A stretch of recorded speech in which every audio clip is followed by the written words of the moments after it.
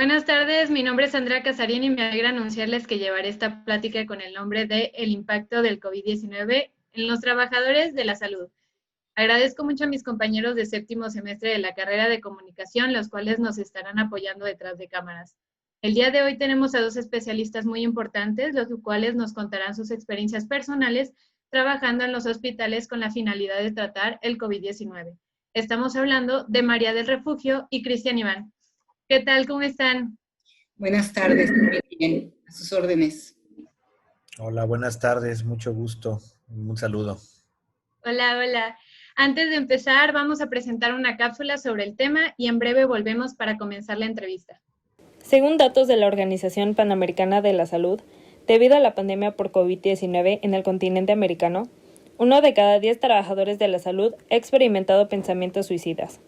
1 de cada 5 padece depresión y más del 75% sufre estrés ante el temor a contagiarse, infectar a sus seres queridos, usar medidas estrictas de bioseguridad, una mayor demanda laboral, capacidad reducida para beneficiarse del apoyo social debido a los intensos horarios laborales, así como capacidades de personal o energía insuficientes para implementar la autosuficiencia básica.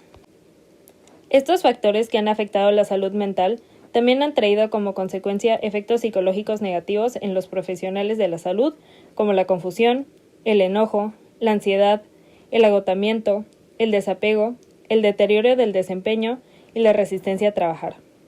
Apenas un mes después de ser declarada la COVID-19 como pandemia, ya se contaban con más de 84,000 casos positivos en el mundo.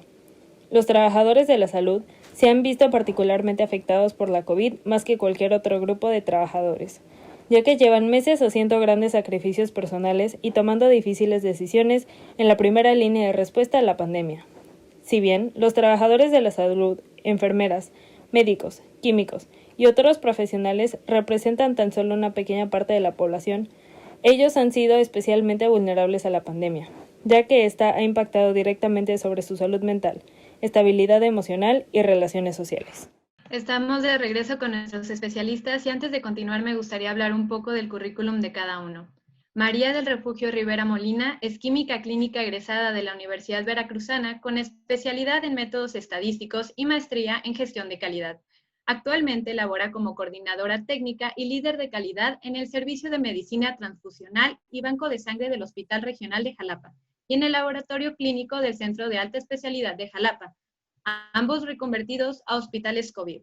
Doctor Cristian Iván Hernández González, médico cirujano egresado de la Universidad Veracruzana, especialista en medicina integrada. Actualmente labora como coordinador médico del Servicio de Medicina Transfusional y Banco de Sangre del Hospital Regional de Jalapa y cubre la jornada acumulada en el área COVID del Hospital Regional. Muchas gracias a los dos por acompañarnos el día de hoy. Y me gustaría empezar con la siguiente pregunta para la Química Refugio. ¿Cómo fue ese momento en el que le mencionaron que tendría que atender un problema mundial y qué pasó por su mente? Pues con mi mente pasó que no podríamos abordar este problema con la capacidad instalada en el país, con las deficiencias que teníamos, y pensaba que si en otras partes del mundo que no contaban con la información y conocimiento, no tenían antecedentes del comportamiento de esta enfermedad, lo que los ocasionó dudas y temor ante un hecho desconocido.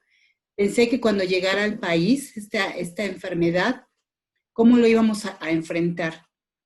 Considerando que si en países de otro nivel que tienen una buena infraestructura habían tenido serios problemas para abordar todas las actividades, teniendo problemas serios en la atención de los pacientes que rebasó su capacidad hospitalaria e incluso teniendo altas incidencias de muerte, yo me cuestionaba cómo vamos a enfrentarlo en México, en el cual es un país en el cual tenemos un sistema de salud muy deteriorado y con muchas deficiencias de mucho tiempo atrás, con deficiencias en el número de camas, en el personal médico, en los equipos, en instrumental e insumos. Nos encontrábamos muy vulnerables, yo pensaba que estábamos muy vulnerables ante esta nueva situación. Personalmente, soy sincera, personalmente sentí desconfianza de que tuviéramos como institución la capacidad de poder enfrentar esta situación. y a nivel personal una resistencia por participar en el abordaje de este problema que se avecinaba. Entonces, no creo que nada más es mío, sino lo sentí de mucho personal, que había resistencia para colaborar en este equipo que teníamos que enfrentar el padecimiento. Claro, y en su lugar, doctor Iván, le repito la pregunta, ¿cómo fue ese momento en el que le mencionaron que tendría que atender un problema mundial y qué pasó por su mente? Bueno, fue muy difícil hacerme la idea de que íbamos a tener una situación así. Ya anteriormente habíamos visto la pandemia que hubo también en el 2009. Sin embargo, se vio limitada. Otros brotes epidémicos que habían estado ocurriendo en otras partes del mundo, de ébola, en mismo China, con algunas otras enfermedades, bueno, lo veíamos muy lejano. Sí. Y yo veía las imágenes en el noticiarios donde había pues, la gente en la calle con sus cubrebocas. No había yo considerado que en esta época nos iba a tocar vivir eso. Fue algo difícil. Ya cuando empecé a ver los primeros pacientes de COVID, sí acepto que me dio miedo. Un miedo Claro. diferente a lo que se había sentido antes. No es un miedo en el que tengo pánico de salir, no, era un miedo por la incertidumbre. Exacto. Es una situación en la que no tener un contexto adecuado para poder dimensionar hasta dónde vamos a llegar, hasta dónde vamos a poder contener, vamos a poder trabajar, vamos a ser suficientes en todos los aspectos, ¿no? Esa incertidumbre era lo más difícil con lo que tuve que manejar. Conforme he estado viendo pacientes, bueno, esa incertidumbre ha ido disminuyendo mucho. Eh, He sentido mucha satisfacción de ver pacientes que se van de alta, de pacientes que de unas lesiones pulmonares muy severas se han ido recuperando. Pero esto ya es en retrospectiva. Pero si ahorita me ubicara en aquel momento en el que me dijeron, vas a estar en esta área, la primera vez de ponerme este traje que, bueno, se ha hecho común en las imágenes, en redes, etcétera, ¿no? Eh, el sentir el calor, el sentir la opresión, el no sentir esa libertad, el ingresar y ver personas en unas condiciones que jamás había visto.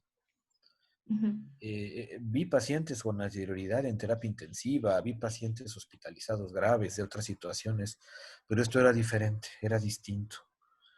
Y al no tener tampoco mucho conocimiento, porque nos iba llegando información a cuentagotas de lo que estaba pasando en el mundo, también nos dio una sensación de querer dejarlo, ¿no? Llegó un momento, unas semanas después de que empecé todo esto, que decía, no, ¿qué hago aquí? Mejor voy a renunciar. Pero bueno, ya eso se ha ido sustituyendo eso por una sensación en la que al tener ya más conocimiento y control, me da más seguridad. Y creo que todos pensamos en nuestras familias, ¿no? En nuestros allegados, en nuestras personas más cercanas. Y el poder sentir que no hay por qué sentir miedo de una muerte segura, el ver pacientes que se van de alta, el ver pacientes que lo superan, eso bueno, en lo personal me ha ayudado mucho. Relacionado con la respuesta que dijo, ¿qué fue lo más difícil de esta situación a nivel tanto personal como profesional? Si quiere, Química, puede empezar a responder esa pregunta. Muy bien, pues a nivel personal, la dificultad fue saber que como parte del equipo de salud, que era considerado como trabajador esencial, y no nos podíamos negar a trabajar, teníamos que entrar al trabajo como se fuera planteando. También, bueno, el pensar que si bien es cierto que no pertenezco a una primera línea de atención, porque no estoy directamente con el paciente, sino con muestras, sí pertenezco a un grupo vulnerable, con enfermedades concomitantes, y ante la falta de criterios de inicio para proteger a este tipo de personal, no hubo el apoyo necesario de las autoridades de salud para el resguardo por contingencia. Entonces, esta situación para mí, de manera personal, fue muy, muy difícil, tener que trabajar en un equipo de salud con mucho riesgo. A nivel profesional, pues el hecho de trabajar, tener que trabajar a pesar del temor que uno sentía y de la angustia que esto provocaba, experimentábamos al no saber exactamente ante qué nos enfrentábamos, no sabíamos cómo cuidarnos exactamente, a qué virus nos estábamos enfrentando, puesto que, como mencionaba el doctor, no había un historial de cómo se comportaba o se iba a comportar este patógeno con respecto a los pacientes, con respecto a la enfermedad. Totalmente todo era desconocido para nosotros. Faltaba capacitación e información porque no era, lo que nos llegaba no era oportuna, iba llegando la información a cuentagotas. Entonces era trabajar con mucho temor, la verdad, y mucha angustia. Esto fue, bueno, pues al principio de la epidemia, ya conforme fue pasando el tiempo, bueno, uno iba valorando de manera diferente la participación en el trabajo. En principio, pues esta duda tal vez era ocasionada por la mala información que había en los medios de comunicación poco confiables y la manipulación que hacían de la información que iba surgiendo, ¿no? Estos medios, lejos de ayudar a la población, confundían a la población y a los que no, los profesionales que no nos metíamos a investigar cómo estaban sucediendo las cosas en otros lados. Por otro lado, también aunado a todo esto, pues la deficiencia de los recursos para la protección personal que no llegaba de manera oportuna. Y al tratar nosotros de cuidarnos y de comprar los recursos, pues había insuficiencias en el mercado, nos encontramos con esa situación y lo que había demasiado caro. Entonces, pues aunado a todo esto, la verdad es que el temor era mayor y trabajábamos con mucho estrés laboral. Como decía el doctor, si lo vemos en retrospectiva, vaya, sí hemos avanzado en ese aspecto porque nos hemos informado y hemos madurado y podemos trabajar de manera más cómoda en este momento. Usted, doctor, ¿qué fue lo más difícil de esta situación a nivel personal como profesional? Sí, pues a nivel personal era un miedo, como le había comentado. Era miedo porque mis papás ya son adultos mayores, ¿no? Tengo hijos pequeños, y la familia, para en mi caso, pues es lo más importante. Entonces, tal vez tenía miedo más que enfermar yo, poder ser una vía de transmisión hacia mis seres queridos. Y al mismo tiempo esa impotencia de no poderlos cuidar fuera de, de casa, ¿no? En algún momento yo comentaba con algunos amigos, conocidos, que en algunas veces me sentía más protegido en el área de COVID, ya que estaba con todo el equipo de protección personal. Me había comprado incluso una máscara especial para poder tener mayor protección, a tener que salir a la calle y no saber si la persona que se me acercó por detrás es una persona que es portadora y que me pueda contagiar.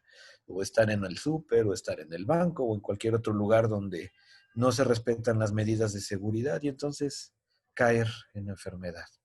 Creo que algo así complementario con tanto lo que dices tú, Cristian, como lo que dice María, creo que algo muy importante que no se tomó en cuenta o que se empezó a presentar mucho en los medios de comunicación, como decía, que hubo como mala distribución de la información, porque muchas personas seguían saliendo, no sabían a qué tipo de autoridad hacerle caso, no sabían si la Organización Mundial de la Salud tenía la razón o si ya no, ni siquiera ellos sabían qué estaba pasando, porque realmente eso fue lo que pasó, ¿no? Como que las personas en general no sabíamos de a qué nos estábamos enfrentando, incluso los mismos doctores, incluso las mismas organizaciones. Entonces, ¿qué podríamos opinar sobre estas personas que de repente, pues también, aparte de que no sabían, como que lo dejaron de plano en otro lugar y dijeron, esto no existe y voy a seguir saliendo y voy a hacer lo que yo quiera? Eso también como nos afectó a todos. Sí, pues fue difícil. Ya cuando estaba atendiendo pacientes, era común que me dijeran, doctor, es que esto no es COVID. Y, Ajá. y trátenme por cualquier otra cosa, pero esto no es COVID. En otras situaciones, gente que igual no creía, decía que era simplemente mera manipulación de los medios, por no sé qué motivos.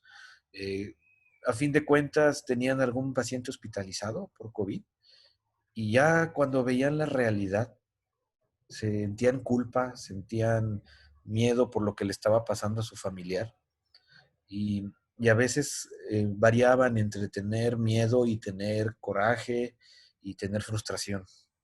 Y eso pues es complicado como médico no tratar de involucrarse en esa situación. Porque por un lado veíamos al paciente que nos decía, por favor, ayúdeme, ¿no? Quiero salir adelante. Y por otro lado teníamos también a los familiares que nos continuaban diciendo, mire, yo no creo que sea COVID, esperaremos que salga el resultado, pero no es COVID. Y bueno, sigue presentándose. Y afortunadamente, aunque se ha encaminado un poco más la información y es más abierta a la gente ahorita realmente ver, porque antes cuando empezó la pandemia pasamos un mes en el que no había casos Ujú. y la gente pensó, bueno, es que no pasa nada. Y secundariamente, al siguiente mes que empezaron a tener más casos, ingresos, etcétera, llegamos a estar saturados aquí en el hospital, pero también en toda la zona. Llegamos a estar saturados y ver que entonces la gente recapacitaba, ya eso les abrió un poco la mente para poder aceptar un poco lo que nosotros les comentábamos desde antes. Sin embargo, actualmente pues veo que la situación se ha ido también relajando, se ha ido controlando un poco, no hemos bajado, es importante decir eso, que a pesar de que se ha manejado que hay una segunda ola, no hemos terminado la primera. Simplemente hemos estado variando en la misma ola, pero seguimos teniendo la misma tendencia a la alza. Y eso, a fin de cuentas, nos va a seguir impactando. Ahora viene la temporada de influenza y de otros tipos de coronavirus y otros virus en el que se desencapsulan en esta época de frío y entonces empezamos a tener estas enfermedades estacionales. Y también volvemos a la incertidumbre. ¿Qué va a pasar cuando estas enfermedades estacionales se combinen con COVID? Doctor, Es perdón que algo le que vamos a ver. interrumpa. Ajá, me Sí. gustaría que también a la química nos pueda decir un poco sobre este tema que estamos tratando. ¿Qué opina o cómo podríamos retroalimentar esa información que el doctor Iván nos está mencionando? Respecto a la información, lo que ahora es el término muy común de la infodemia, la mala información que nos llega, la información con cierto sesgo o deteriorada, lamentablemente se ha mal utilizado para otros fines X, ¿no? No quiero decir cuáles fines, pero lamentablemente la población de alguna manera la maneja a conveniencia, ¿no? Lo que yo creo que me favorece, comentaba el doctor Cristian, la gente se quería engañar y decía, no existe. Si en este momento me favorece, entonces tomo lo que hay de la información. Sin embargo, yo creo que es una invitación muy importante a la población para que pueda tomar la información con responsabilidad y no nada más se deje el conocimiento de la información, sino que sea una invitación a investigar de fuentes fidedignas para que tengamos la mejor información que nos ayude a tomar las decisiones que evite riesgos para nosotros y para nuestros familiares. Química Refugio, ¿sienten que este es uno de los retos más grandes y complejos que han tenido en su carrera? ¿Y por qué? Definitivamente, sin duda es el más difícil y complejo que yo he tenido en mi carrera. Nunca habíamos enfrentado una situación de desconocimiento total de inicio, con tanto miedo e incertidumbre. Creo que en mucho tiempo, yo que ya voy de salida prácticamente del terreno laboral, creo que por mucho tiempo difícilmente voy a tener otra situación como esta. Y yo creo que no solo a nivel personal, sino es un reto muy importante para el sistema de salud en general. Este padecimiento yo creo que nos mostró la vulnerabilidad que todos estamos expuestos, ¿no? Al enfrentar este tipo de desafíos con unos servicios de salud deficientes e insuficientes en muchos rubros, tanto en personal como en las necesidades de capacitación del mismo, los protocolos adecuados y el seguimiento de los mismos, la falta de capacidad del personal para adaptarse de manera inmediata a los cambios. Hay mucha resistencia del personal a cambios. Entonces, falta la capacidad para que la gente esté en la dinámica esta del cambio continuo, ¿no? Para adaptarse a nuevos protocolos de trabajo, para desarrollar mejoras que eran inmediatas, ¿no? Esto era ensayo-error, esto funciona hoy, mañana ya no.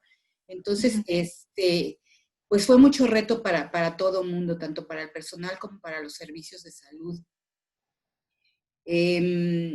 Yo creo que también debemos ir pensando y desarrollando mejoras en la práctica diaria que nos permita abordar con mayor éxito este tipo de situaciones, evitar en el personal la resistencia laboral a desempeñarnos en lo que se va presentando el día a día.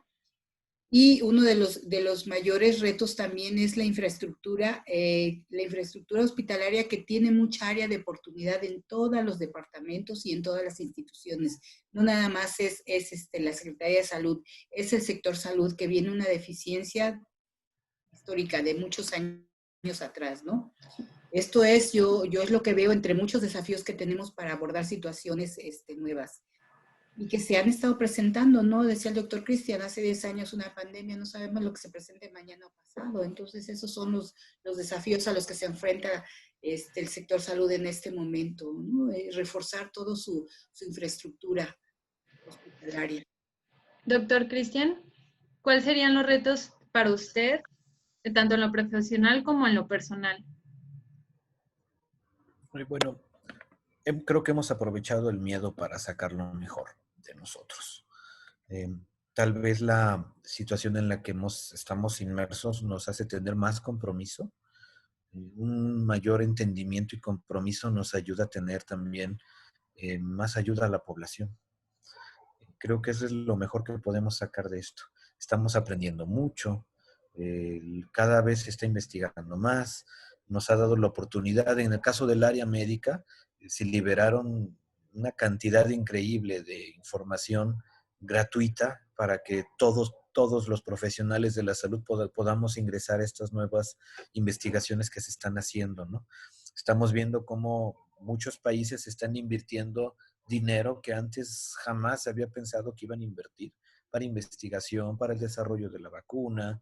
Estamos viendo que hay instituciones tanto privadas como gubernamentales en diferentes lugares que también están haciendo acciones al respecto y que de una manera pues positiva va a llegar a nosotros, ya sea que nosotros lo asumamos como país o que lo asumamos como sociedad, que todo eso que se está generando en el mundo lo podamos aceptar para nosotros y podamos seguir adelante con esto.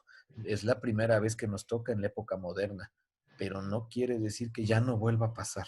No sabemos qué nos va a deparar en un futuro y todas esas lecciones que estamos teniendo, pues nos va a ayudar para que nosotros, tanto esta generación como las venideras, puedan hacer un mejor frente a situaciones parecidas, ¿no? Esperemos que esto no se repita en muchos años. Sin embargo, mientras estamos en esto, hay que mantener la mente positiva, hay que seguir estudiando, hay que seguir trabajando a favor de la sociedad en general, ¿no? De nuestro mundo.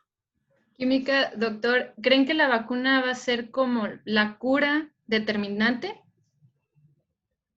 Pues definitivamente no es una cura, es una prevención que en este momento está en estudio. No se sabe la sensibilidad que va a tener, se maneja un 40%, actualmente dicen que 90, que 92, las que están próximas a salir, pero pues hasta que no se terminen los estudios y se haga un estudio formal y nos puedan decir exactamente cómo va a funcionar, pero es preventivo. Creo que el doctor pudiera abordar más al respecto. Doctor.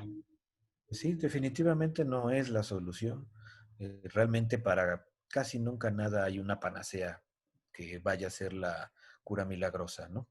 Es solamente un instrumento más de las que vamos a podernos valer para que esta epidemia pues siga un curso ya más benigno. Estamos luchando anualmente contra la influenza desde que llegó. Estamos luchando con vacunación contra sarampión, contra la viruela que ya tiene muchos años que no existe, pero es un trabajo constante, constante. Es solamente un paso más, un accesorio más.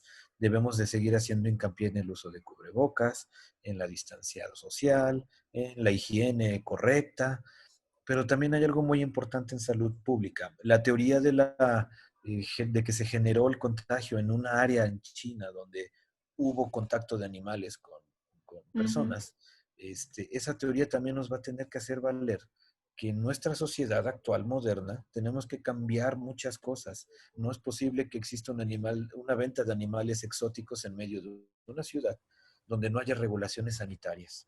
Y aquí en México también nos ha pasado, cuando hay brotes el año pasado también lo vivimos con el dengue. Hubo una cantidad increíble de dengue, estuvo subregistrada porque mucha gente no iba a los hospitales, estaban atendiéndose fuera. Y eso era una situación de salud pública, simplemente de limpiar nuestro patio. Por otro lado, las otras brotes que hemos tenido en nuestro país, tenemos muy frecuentemente brotes de salmonelosis o tifoidea. El año pasado también empezó a haber en la Ciudad de México otros brotes de sarampión cuando ya la considerábamos olvidada. Y sigue habiendo tuberculosis. Por lo tanto, solamente tenemos que pensar que es una herramienta más y debemos de reeducarnos y cambiar esa forma de que estamos pensando y manejando actualmente la salud pública. No puede seguir así. Y la salud pública forzosamente tiene que ser apoyada por, por políticas públicas donde los gobiernos se comprometan realmente a no solamente dar recursos, sino ver que esos recursos sean utilizados de la mejor manera para que esto ya no nos vuelva a tomar por sorpresa.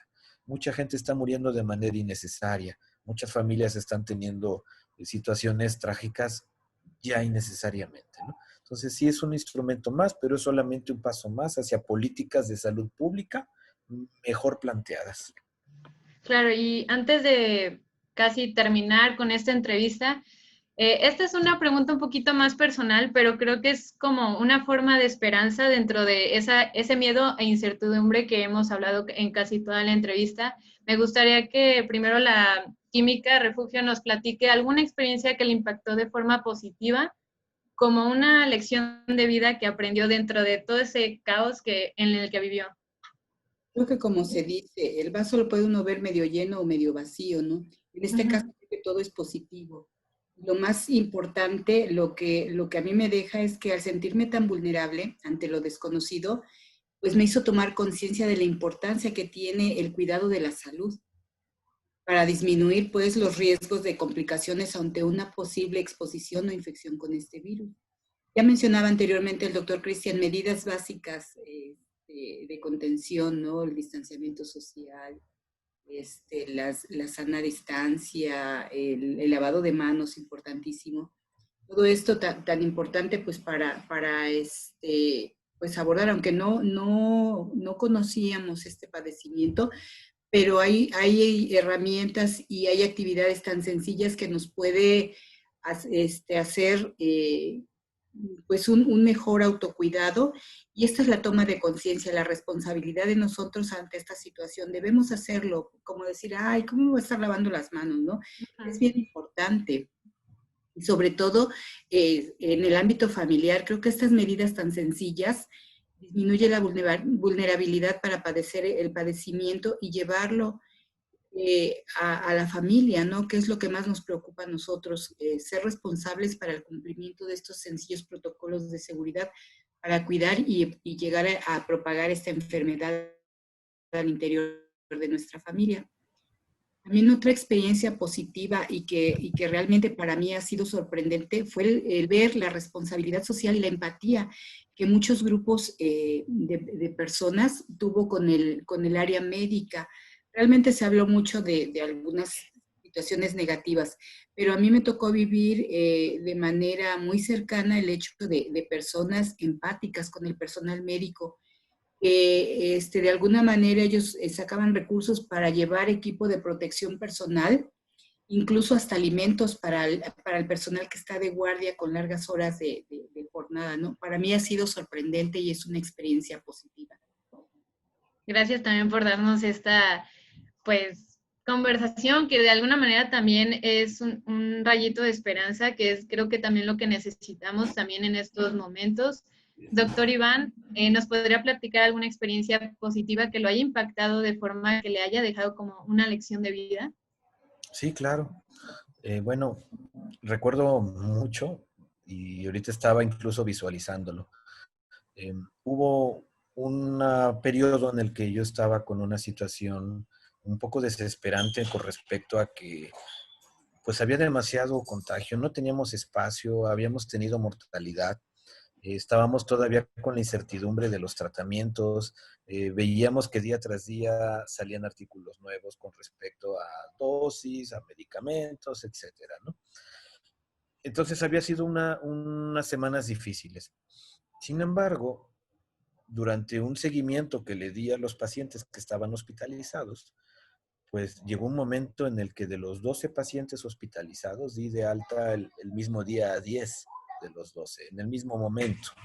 Entonces prácticamente estuve haciendo toda la tarde hojas de alta, egresos, llamando por teléfono, porque informábamos por teléfono a sus familias. Se va a ir de alta, escuchar el llanto detrás de la llamada de felicidad, ver el agradecimiento de los pacientes informales que ya se van de alta, algunos que me tomaban de la mano, otros que me decían que no me conocían porque no me veían el rostro, que pues siempre me iban a llevar en su corazón porque sentían que habían librado la muerte, de una muerte segura. Algunos habían visto cómo paciente tras paciente que ingresaba fallecía. Entonces habían tenido una situación demasiado estresante. Entonces prácticamente se hizo una fiesta fuera del hospital entre los familiares que fueron a ver a los pacientes que iban por ellos. Entonces no se dieron cuenta cuando yo me fui. Yo simplemente alcancé a verlos cuando iba yo en mi auto, cuando me estaba alejando, pero ver cómo estaban saliendo, llevaban globos, estaban dándose abrazos. Y algo muy importante, todos llevaban cubrebocas, todos tenían su distanciamiento entre las mismas familias, ¿no? Y Sí, sus claro. pacientes de igual manera iban bien tapaditos, iban con sus medicamentos, etcétera. Entonces fue una experiencia buena y eso ya me cambió toda la perspectiva. Dije, sí, lo que estamos haciendo está funcionando. Sí estamos teniendo respuesta, la Sí, que es como queremos. una reafirmación de que lo que estás haciendo va bien y lo estás haciendo bien, ¿no? Así es, así es. Y entonces, posteriormente, el poder llegar a ver que después, de manera particular, los pacientes con COVID que yo veo, que no he tenido mortalidad, que a pesar de que han tenido neumonías intensas, han salido adelante, me sigue dando mucha esperanza de que vamos a salir adelante. Esto no nos debe de frenar ni como sociedad, ni como ninguna otra forma. Debemos de seguir adelante. Gracias. Y bueno, ya por último, ¿qué consejo o advertencia le darían a las generaciones que vivimos esta pandemia? Sí, bueno, miren, yo les decía, tengo dos hijos pequeños, está mi esposa, que de hecho están aquí al lado mío. Eh, la situación, a mí me daba tristeza ver a mis hijos tan pequeños con cubrebocas, porque yo no viví una infancia así y yo quería una infancia para ellos en la que pudieran salir y jugar y brincar. Ahora les tocó una situación muy diferente y a las nuevas generaciones como a ustedes, pues también les está tocando vivir un cambio súper sustancial, tanto de ideologías como de ahora de esto de salud.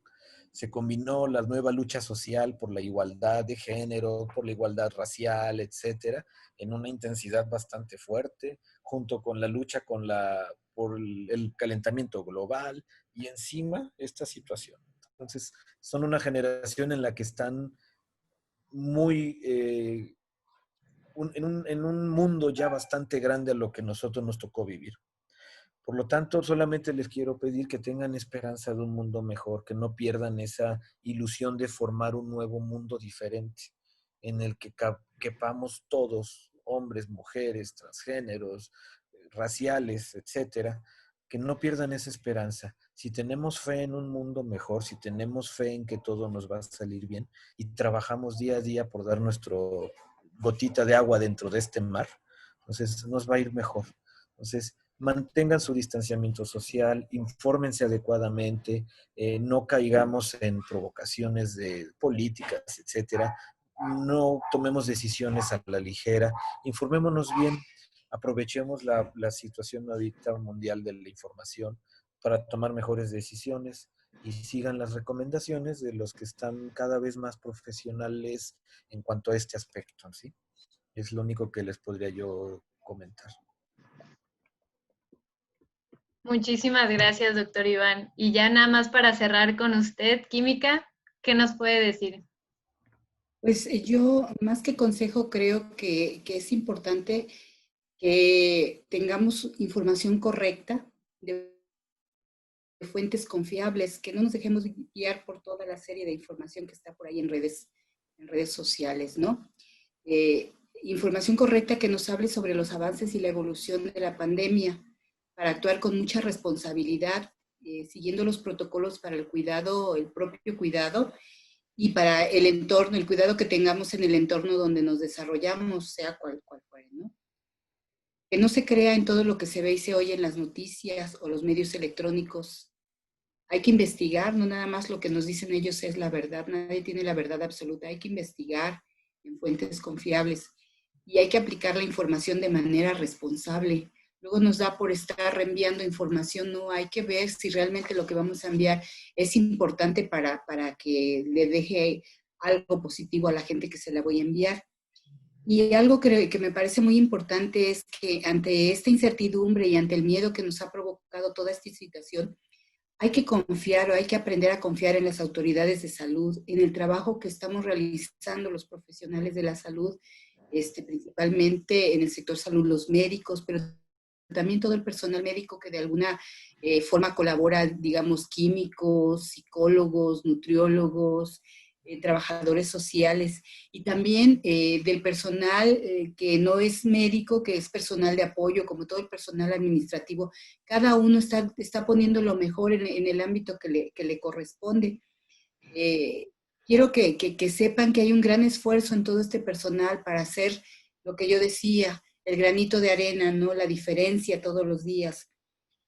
Hay que pensar que también están haciendo un esfuerzo para promover el trabajo en equipo, ¿no? A veces se dificultaba el trabajo en equipo. Ahora nosotros, por ejemplo, estamos trabajando por guardias. El trabajo que se hacía 2 personas en un área la está haciendo una sola persona para que no vaya todos los días y pueda tener pues oportunidades de contaminarse un día, el hecho de no asistir todos los días a trabajar.